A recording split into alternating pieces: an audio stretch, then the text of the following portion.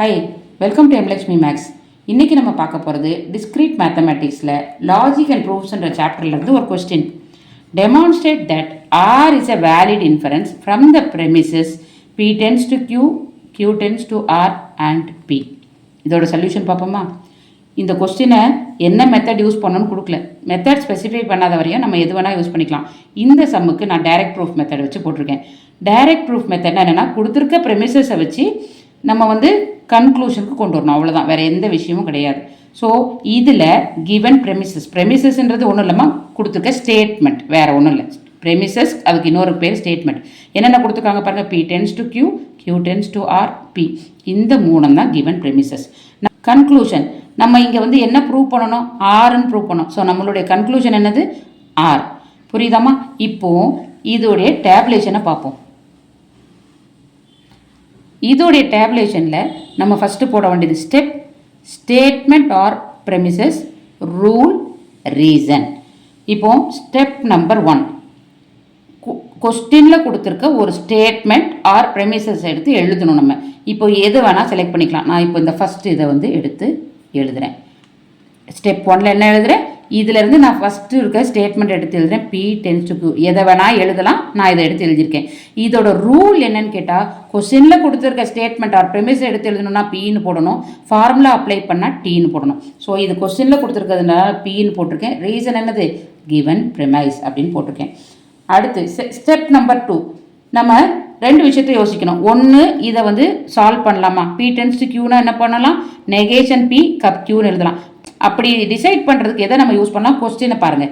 இங்கே மறுபடியும் டென்ஸ் டூன்னு இருக்குது. ஸோ இதுக்கு நான் மாற்ற போகிறதுல அப்படியே விட்டுறேன். இல்லை ஸ்டெப் 2ல் என்ன பண்ணலாம், நம்ம நெகேஷன் பி கப் கியூன்னு போட்டு ரூல் டீன்னு போட்டு கொண்டு வரலாம். பட் அடுத்ததும் நமக்கு கண்டிஷனல் ஸ்டேட்மெண்ட் இருக்கிறதுனால, அதே மாதிரி பி டென்ஸ் டு கியூன்ற மாதிரியே கியூ டென்ஸ் டு ஆர் இருக்கிறதுனால நான் இதை அப்படியே வச்சுட்டேன். செகண்ட் ஸ்டெப்பில் செகண்ட் இதை எடுத்து எழுதுகிறேன். Second statement Q tends to R. இந்த ஸ்டேட்மெண்ட் கொஸ்டின்லேருந்து எடுத்து எழுதும் போது நல்லா கவனிங்க. இப்போ ஃபஸ்ட்டு நம்ம கொஸ்டின்லேருந்து எடுத்தது பி கியூ, 2 எலிமெண்ட் இருக்குது.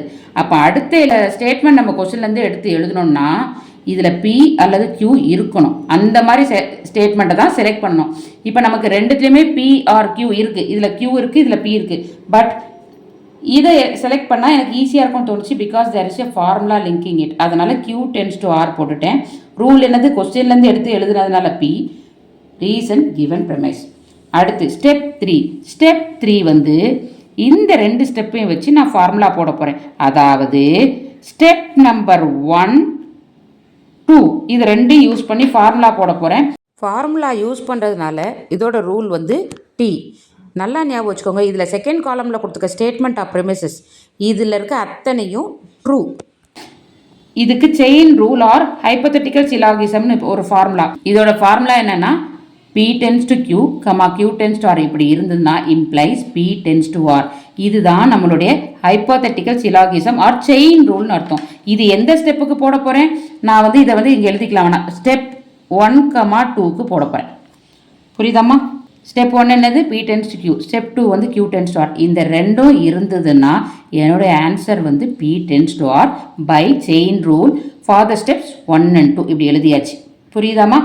இந்த பென்சிலில் எழுதியிருக்கிறது ஃபார்முலா உங்களுக்கு புரிகிறதுக்காக நான் எழுதியிருக்கேன். இதை எக்ஸாமில் எழுதணுன்றது அவசியம் இல்லை.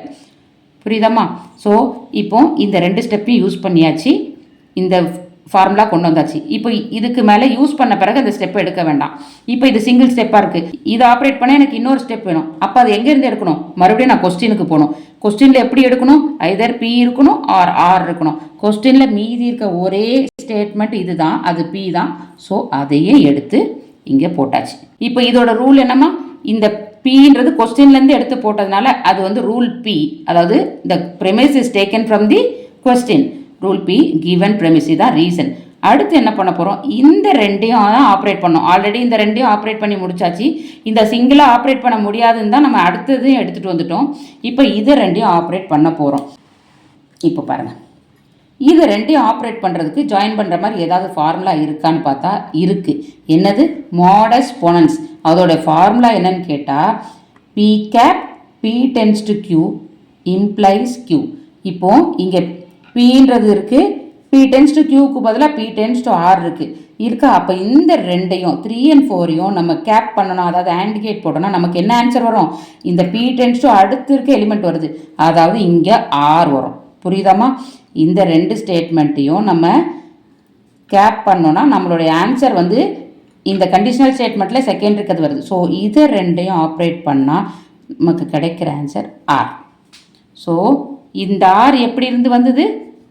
Formula application. அப்போ ரூலில் என்ன போடணும்? டீன்னு போடணும். கொஸ்டினில் கொடுத்துருந்தா பி போடணும், இல்லைன்னா டி போடணும். இந்த ஆர் எந்த ரெண்டு ஸ்டேட்மெண்ட் எடுத்து வந்தது? ஸ்டெப் நம்பர் 3யும் ஸ்டெப் நம்பர் 4ல் உள்ள ஸ்டேட்மெண்ட்டும் எடுத்து வந்தது. அதனால் 3,4 என்ன ஃபார்முலா யூஸ் பண்ணோம்? மாடஸ் பொனன்ஸ். இப்போ நமக்கு தேவையான ஆன்சர் வந்துருச்சு. கொஸ்டின்லையும் வேறு ஸ்டேட்மெண்ட் இல்லை, நமக்கு கன்க்ளூஷன் வர வேண்டியதும் ஆர். இது வந்தாச்சு. ஸோ இதோட டேபுலேஷன் முடிஞ்சிருச்சு. இந்த பென்சிலில் இருக்கிறதுலாம் ஃபார் யுவர் ரெஃபரன்ஸ், ஃபார்முலா உங்களுக்கு திருப்பி திருப்பி பார்த்தா ஞாபகம் இருக்குன்றதுக்காக நான் போட்டிருக்கேன். அடுத்து ஸோ சம் முடிஞ்சது, கன்க்ளூஷன் எடுத்து எழுதிடுவோம். Therefore P tends to Q, Q tends to R, P இது மூணுமே கொடுத்துக்க premise. P tends to Q, P tends to R, P implies R.